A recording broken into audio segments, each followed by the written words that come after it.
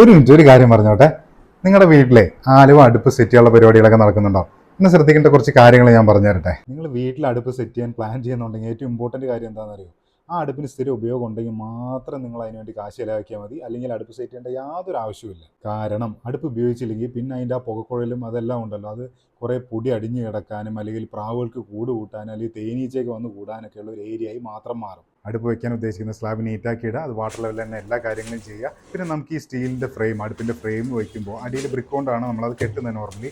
അതിൽ നമുക്ക് കാസ്റ്റ് അയണിൻ്റെ സിലിണ്ടറും കൂടി ഇറക്കി വെച്ച് ചെയ്യാം. കാസ്റ്റ് അയണിൻ്റെ സിലിണ്ടർ ഇറക്കി വയ്ക്കുമ്പോൾ ഗുണമെന്ന് വെച്ച് കഴിഞ്ഞാൽ അതിൽ കൂടുതൽ ഹീറ്റ് നമുക്ക് അടുപ്പിൽ കിട്ടും. ബ്രിക്ക് മാത്രമായിട്ടാണ് നമ്മളവിടെ ചെയ്യുന്നതെന്നുണ്ടെങ്കിൽ ചൂട് കൂടിയിട്ട് ഈ ബ്രിക്കൊക്കെ പൊട്ടാനുള്ളൊരു സാധ്യത കാണാറുണ്ട്. അതുപോലെ തന്നെ നമ്മൾ ശ്രദ്ധിക്കേണ്ട കാര്യമാണ്, ഈ അടുപ്പിൻ്റെ സൈഡിലൊക്കെ ഉണ്ടല്ലോ ടൈൽസ് ഇട്ടിട്ട് ആ സ്ലാബ് നമ്മൾ കവർ ചെയ്യരുത്.